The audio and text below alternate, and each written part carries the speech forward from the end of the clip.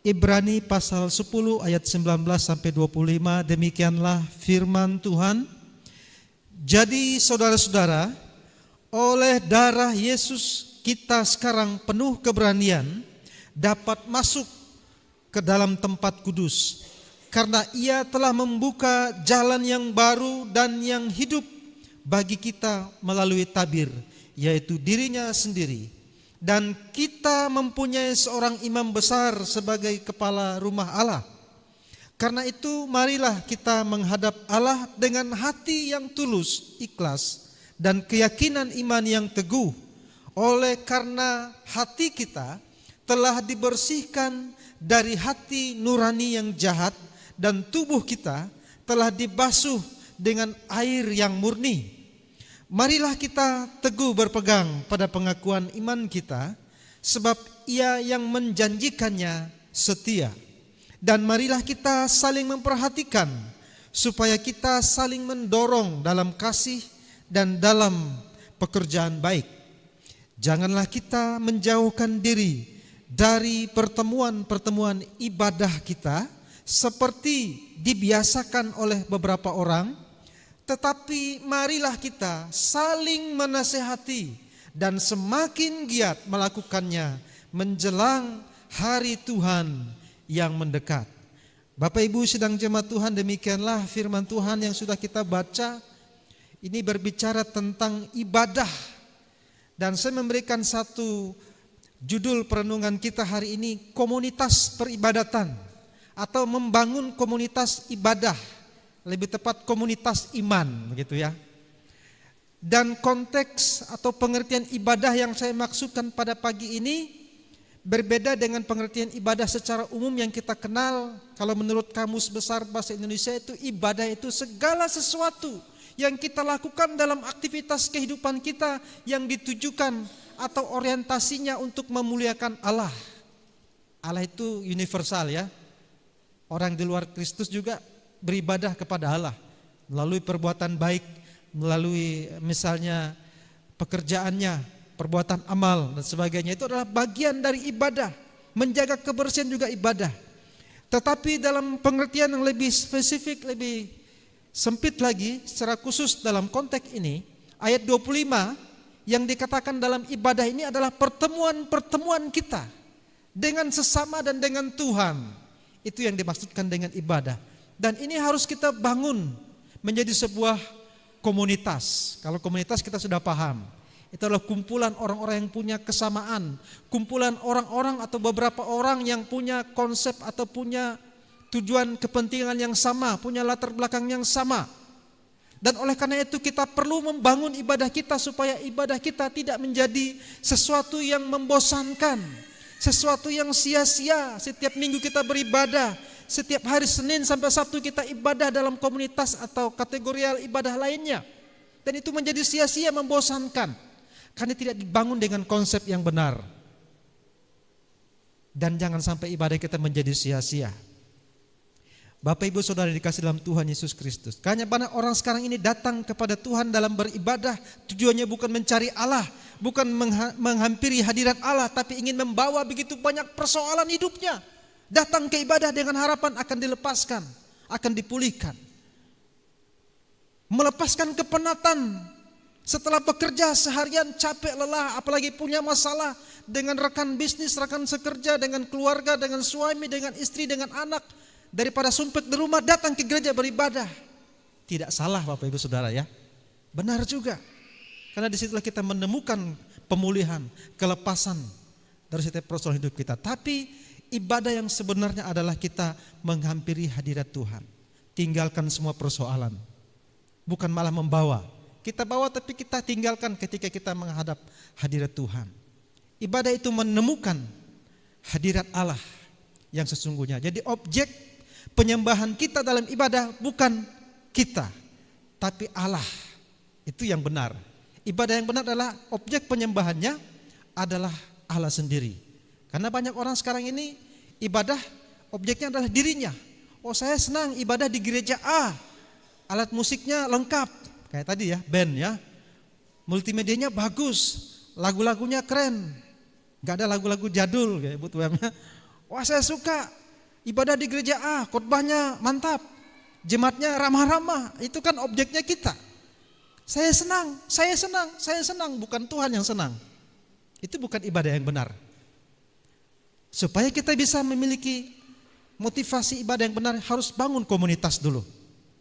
Nah, ada beberapa prinsip bagaimana kita membangun komunitas ibadah atau komunitas iman yang benar. Berdasarkan pembacaan kita tadi, ada 3 prinsip ya yang harus kita ketahui.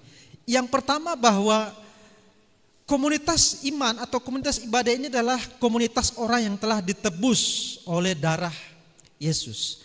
Ayat yang kita baca dalam ayat yang ke-19 tadi jelas dikatakan, jadi saudara-saudara, oleh darah Yesus kita sekarang penuh keberanian dapat masuk ke dalam tempat kudus, yaitu tempat peribadatan kita. Karena Yesus sendiri telah membuka jalan yang baru yang hidup bagi kita melalui tabir ya. Bukan karena siapa-siapa. Jadi kita yang ada dalam komunitas ibadah hari ini, kita semua adalah orang-orang yang menyadari kenapa kita ada beribadah, kenapa kita ada sebagai komunitas orang beriman, karena kita sudah ditebus dengan darah yang mahal oleh Yesus sendiri. Sehingga kita punya keberanian untuk masuk dalam hadirat Tuhan. Karena pada masa perjanjian lama orang Israel tidak boleh sembarangan menghampiri hadirat Allah, harus melalui seorang imam. Tidak boleh langsung masuk ruang Maha Kudus, tidak bisa. Tapi kita telah dilayakkan oleh karena penebusan. Kita yang berdosa, yang harusnya tidak layak, telah ditebus. Tahu tebus ya, substitusi atau pengganti. Kita diganti dengan Yesus sendiri yang telah menjadi pengganti hukuman atas diri kita yang tidak layak menghampiri hadirat Tuhan. Dan hari ini kita dapat beribadah kepada Tuhan karena kita telah ditebus. Setiap kita yang datang hari ini di rumah Tuhan, kita adalah komunitas orang-orang yang telah ditebus. Amin. Kalau kita nggak ditebus, kita nggak akan berani masuk hadirat Allah yang luar biasa. Bayangkan saja ketika ada tiba-tiba seseorang warga sipil biasa yang tidak dikenal, bukan orang penting, tiba-tiba nyelonong masuk ke istana negara di tengah-tengah keramaian pejabat, itu berani enggak? Kalaupun dia berani, itu orang saya pikir tidak waras gitu ya. Nekat namanya. Tapi kalau kita berani menghampiri hadirat Tuhan, itu karena kita punya tiketnya. Kita dilayakkan untuk masuk ke situ. Karena Yesus sendiri yang telah membuat kita layak. Begitu juga ketika kita datang ke istana presiden. Karena memang kita diizinkan, kita dapat undangan khusus misalnya. Maka kita berani. Kalau enggak ada, mana berani kita. Oleh karena itu hari ini, komunitas yang dibangun adalah dengan menyadari bahwa saya ditebus, saya layak menghampiri hadirat Tuhan. Dan ibadah saya tidak sia-sia. Dan ibadah saya tidak menjadi batu sandungan. Oleh karena itu mari setiap kita yang percaya kepada Tuhan hari ini, yang ada dalam ibadah hari ini, menyadari akan satu hal yang sangat penting bagi kita sebagai komunitas orang yang ditebus. Karena banyak orang di luar sana, ketika mereka beribadah, ibadahnya menjadi sia-sia. Ibadahnya menjadi tidak berarti, karena hidup mereka sesungguhnya adalah belum layak mengalami hadirat Tuhan. Tapi bersyukurlah kita hari ini, kita orang yang dilayakkan menghampiri hadirat Tuhan. Pertahankan itu. Jadi kita bangun komunitas ini kena dasar yang sama, bahwa kita telah ditebus oleh darah Kristus. Penebusan yang sangat mahal. Dia tidak hanya mencurahkan darahnya, tapi nyawanya dikorbankan. Yang kita peringati nanti dalam peristiwa Jumat Agung, yaitu kesengsaraan dan kematian Kristus untuk menebus kita. Yang kedua, prinsip dalam membangun komunitas peribadatan, bahwa kita adalah komunitas orang-orang yang telah disucikan oleh darah Yesus. Kalau tadi kita ditebus, sekarang masuk kepada hal yang prinsip, yaitu soal proses. Bahwa kita ini manusia yang hidup di dunia yang fana ini, tidak serta-merta begitu kita telah diampuni dosa, kita suci bersih tanpa dosa. Kekudusan dan kesucian hidup itu adalah sebuah proses. Maka dari itu kita harus menyadari bahwa kalau ini sebuah proses, saya akan tetap terus setia menjalankan ibadah ini bersama dengan orang-orang yang dalam satu komunitas itu. Itu disebut dengan holy community atau komunitas orang-orang yang disucikan. Kita siap menjalani sebuah proses penyucian hidup sampai tak terbatas. Batasnya kapan? Waktu Tuhan datang mengangkat kita. Kita bersama-sama dengan Tuhan di surga. Itulah batasnya. Kita akan suci selamanya di surga. Karena di surgalah yang tidak ada dosa. Amin. Di dunia ini kita penuh dengan dosa. Ya, apalagi dengan adanya banyak aturannya kan, ini haram, ini haram, ini haram dan sebagainya. Kita ini orang pendosa semua. Tapi proses kesucian hidup kita itu harus kita terus jalankan sampai kita disempurnakan. Itulah komunitas orang yang disucikan. Datanglah ke hadirat Tuhan dengan hati yang tulus ikhlas. Dalam ayat yang ke-21 ya, dikatakan kita mempunyai seorang imam besar. Kenapa ada imam? Imam itu perantara. Kalau dulu ya, imam yang menjadi perantara antara Israel dengan umat Allah dengan Allah di bait suci adalah imam yang adalah manusia. Tapi sekarang imam yang menjadi perantara kita dengan Allah adalah Yesus sendiri, yang adalah Allah sendiri. Artinya dia adalah imam yang sempurna. Sehingga kita bisa menghampiri Tuhan walaupun kita dalam keadaan tidak suci sebelumnya. Tapi kita datang menghampiri Tuhan, maka dia menjadikan kita layak untuk disucikan, dikuduskan oleh karena Allah kita Allah yang kudus. Kita komunitas orang-orang yang disucikan. Dan ingat bahwa ini adalah sebuah proses. Kalau ini adalah sebuah proses, maka tidak seharusnya kita menjadi seseorang yang terus jatuh di dalam lubang yang sama seperti unta gitu ya, tidak mau jatuh ke dalam lubang yang sama. Sekalipun tabiat manusia ini berdosa. Karena Alkitab juga berkata, roh memang penurut, tetapi daging lemah. Paulus juga berkata, kalau aku melakukannya, bukan aku yang perbuatnya, tapi dosa yang ada dalam diriku atau kedagingan. Oleh karena itu kita perlu menyerahkan hidup kita dalam ibadah kita untuk terus disucikan, terus dikuduskan dalam setiap peribadatan kita. Oleh karena itu Bapak Ibu Saudara dikasih Tuhan, komunitas orang-orang yang percaya adalah komunitas orang yang menyadari bahwa kesucian hidup itu harus dikerjakan. Tidak terjadi dengan sendirinya. Kita memang mengakui dosa, untuk percaya kepada Yesus, menerima dia sebagai Tuhan dan Juru Selamat kita, penebus kita, pengudus kita, itu satu kali seumur hidup. Tapi bertobat dari dosa setiap saat, bukan hanya setiap hari, setiap saat, setiap kali kita menyadarinya, kita harus bertobat darinya, metanoia. Karena kekudusan tadi, sebuah proses.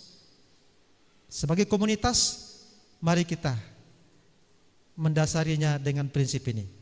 Yang ketiga, yang terakhir, prinsip dalam membangun sebuah komunitas peribadatan adalah kasih dan perbuatan baik yang kita landasi. Dalam ayat 24-25 firman Tuhan di sini berkata, dan marilah kita saling memperhatikan supaya kita saling mendorong dalam kasih dan dalam perbuatan baik. Janganlah kita menjauhkan diri dari pertemuan ibadah kita seperti dibiasakan oleh beberapa orang. Tetapi marilah kita saling menasihati dan semakin giat melakukannya menjelang hari Tuhan yang mendekat. Jadi perbuatan itu lahir oleh karena kasih. Perbuatan baik kita kepada sesama kita, sesama komunitas kita itu bukan karena ingin pamer, bukan karena ingin dipuji, bukan karena udang di balik batu dan sebagainya. Tapi karena kita mengasihi sebagaimana Allah telah mengasihi kita, demikianlah dasar perbuatan baik dan penuh kasih ini kita lakukan dalam komunitas iman kita. Karena ibadah yang sesungguhnya, yang saya katakan dari awal tadi bahwa ada orang yang bisa beribadah kepada Tuhan tidak bersama-sama. Saya bisa beribadah di rumah, apalagi GKNI sekarang kan menayangkan ibadah lewat YouTube misalnya kan. Enggak usah saya ke gereja. Ibadah memang benar, tetapi yang terjadi apa? Persekutuan dia dengan sesama tidak terjadi. Hanya terjadi mungkin persekutuan dengan Tuhan secara vertikal. Oh, dia diberkati, Tuhan terima kasih. Puji-pujian yang memberkati, khotbah yang sungguh memberkati, menguatkan. Tapi persekutuan dengan sesama seiman tidak terjadi. Persekutuan secara horizontal tidak terjadi di situ. Dia memang beribadah, tapi Ibrani mengatakan, janganlah kita menjauhkan diri dari pertemuan-pertemuan ibadah kita. seperti yang dibiasakannya. Firman Tuhan telah menubuatkannya. Sudah dibiasakan banyak orang, apalagi dia tinggal pilih channel yang bagus ya. Oh, ibadah di sini. Oh, ibadah di gereja A. Gereja yang ada di Jakarta, gereja yang ada di luar negeri. Saya bisa ikut online-nya. Tetapi mari kita ungkapkan, kita ekspresikan komunitas iman kita itu, perbuatan baik kita, saling mengasihi itu secara nyata, konkretnya, dengan bertatap muka, dengan saling melihat, saling mengenal. Ini saudaraku, ini sahabatku, ini keluargaku, dari latar belakang yang berbeda, agama, suku. Kalau agama pasti sama ya, tapi ada orang yang beragama berbeda bisa hadir di gereja. Ada orang yang KTP-nya beda agama tapi dia bisa hadir di gereja. Itu saudara kita. Kalau dia percaya Yesus dan dia terima Yesus sebagai Tuhan dan Juru Selamat, sekalipun dia punya KTP lain, kita buktikan perbuatan baik, buktikan kasih kita kepadanya. Tapi bagaimana bisa dilihat dan dirasakan kalau kita tidak pernah bersama-sama? Kita hanya ibadah di rumah, kita hanya ibadah online. Konkretnya kapan kan gitu? Praktiknya kapan? Hari ini, tidak hanya di dalam kegiatan beribadah seperti hari ini dalam kebaktian, tapi komunitas ibadah itu dibangun di luar sana juga bisa. Apalagi sekarang kita punya banyak platform media digital ya untuk membangun komunitas ini. Facebook, WA, Instagram, Twitter, apalagi. Bangunlah komunitas ibadah kita sehingga seperti renungan kita hari ini dalam buletin, kita tidak akan pernah merasakan hidup sendiri dalam kesendirian. Walaupun saya sendiri di rumah, tapi karena saya membangun komunitas, saya tidak akan pernah sendiri. Ada banyak teman, ada banyak sahabat, karena kita punya komunitas yang terus kita bangun. Oleh karena itu mari Bapak Ibu Saudara dikasih Tuhan, sebagai orang yang percaya, kita harus membangun komunitas peribadatan ini. Sebagai kesimpulan buat kita hari ini, dalam ayat yang ke-25 dalam Ibrani pasal 10 tadi, jelas dikatakan di situ bahwa kita jangan menjauhkan diri dari pertemuan ibadah kita. Ya seperti pertemuan hari ini. Apakah di gereja hari ini, apakah di ibadah keluarga setiap Kamis, ibadah komisi wanita setiap hari Selasa, kaum pria setiap hari Rabu, kaum pemuda Sabtu. Jadi penuh Pak ya, hari Senin sampai Sabtu itu gak ada libur ya. Kalau kita pikir-pikir, bosan ibadah itu, tapi itulah cara kita membangun komunitas. Kalau kita bangun dengan konsep yang benar tadi, yang saya katakan dari 3 prinsip, tidak akan pernah membosankan, tidak akan pernah sia-sia ibadah yang kita bangun. Karena komunitas ibadah itu kita bangun dengan konsep, dengan dasar yang benar.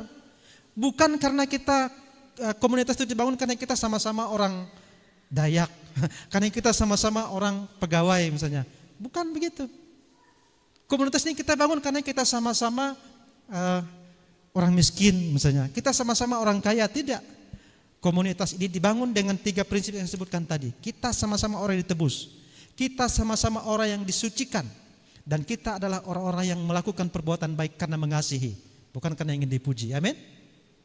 Maka hari ini kalau kita berbuat baik, yakin itu tidak akan sia-sia. Itu salah satu kita membangun komunitas ibadah kita. Sekarang ini banyak orang yang tidak suka beribadah. Tapi kalaupun dia datang ke gereja, sensasinya, tujuannya adalah untuk menyenangkan atau mencari kepuasan dirinya, bukan untuk memuliakan Allah. Kita tidak bisa menutup mata dari hal seperti itu. Makanya gereja sekarang pun tidak mau kalah. Menyelenggarakan ibadah tidak boleh asal-asalan ya.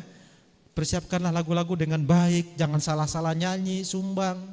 Musiknya juga harus dipersiapkan dengan baik, multimedia, suasana pun harus nyaman, jangan kepanasan, jangan kotor, tidak tertib. Itu juga sangat mendukung. Itulah salah satu upaya kita membangun komunitas. Tapi prinsip yang utama adalah 3 hal yang saya sebutkan tadi. Itulah prinsip dalam membangun komunitas yang benar. Itu kita lakukan sampai Tuhan Yesus datang. Karena dikatakan ayat 25, kita menjelang hari Tuhan yang semakin mendekat. Mari kita berdoa.